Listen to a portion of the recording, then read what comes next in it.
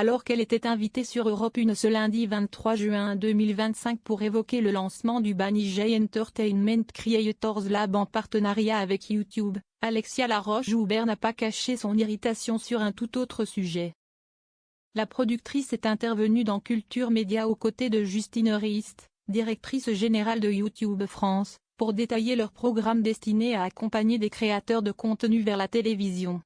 Mais l'attention s'est vite déplacée vers une actualité brûlante du paysage audiovisuel français, l'arrivée de Léa Salamé au JT de 20h de France 2. Dans sa chronique, Julien Pichenet est revenu sur les propos tenus par la journaliste dans La Tribune dimanche, publié le 21 juin. Léa Salamé y expliquait notamment son choix, après plusieurs hésitations, d'accepter cette nouvelle aventure. Quitter la matinale de France Inter, c'est vertigineux. Ça m'est arrivé plusieurs fois de me réveiller en pleine nuit en me disant « Tu es complètement folle, tu ne peux pas faire ça ». C'est la plus belle expérience professionnelle de ma vie, et Nicolas Demorand, ma plus jolie rencontre. J'ai été très tentée de rejoindre BFM TV, où l'on me proposait d'animer un late show quotidien. Avec France Télévisions, on a beaucoup discuté depuis quelques mois et évoqué plusieurs projets, et ce n'est qu'à la fin que le JT s'est imposé comme une évidence. Je vais découvrir un aspect de mon métier que je ne connais quasiment pas. J'ai présenté des journaux au début de ma carrière sur iTélé, mais depuis une dizaine d'années j'anime des émissions et des débats. C'est très différent. Je vais écouter tous les conseils pour entrer dans ce rôle, a-t-elle terminé. Rapidement, la question de son compagnon Raphaël Glucksmann, député européen, est venue sur le tapis, soulevant des interrogations sur de possibles conflits d'intérêts, ce à quoi Léa Salamé a répondu avec fermeté. Il est député européen depuis 6 ans et cela ne m'a pas empêché de présenter l'émission politique pendant 5 ans.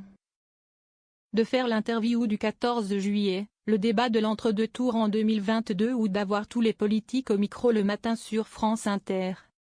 D'Emmanuel Macron à Marine Le Pen en passant par Bruno Retailleau, Édouard Philippe ou Jean-Luc Mélenchon, je n'ai jamais senti dans leurs yeux qu'ils me prenaient pour la femme d'eux.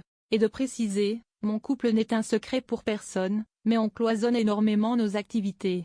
Et chacun a ses opinions, sa vision, ses convictions. Il n'a évidemment jamais tenu mon stylo. Ni moi le sien, d'ailleurs. Interrogé sur une potentielle candidature de Glucksmann à la présidentielle de 2027, la journaliste a été claire. Il est évident que, dans ce cas-là, je me mettrai en retrait.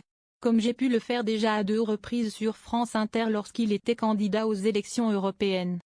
Des déclarations qui ont suscité la réaction d'Alexia Laroche-Joubert en direct.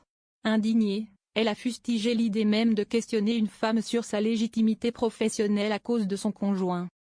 Moi ça m'énerve énormément qu'à une femme en 2025, qui est journaliste, on puisse demander, sous prétexte qu'elle est mariée à un politique, un retrait. À un moment il faut faire confiance aux femmes aussi, je trouve ça honteux. Ça m'insupporte.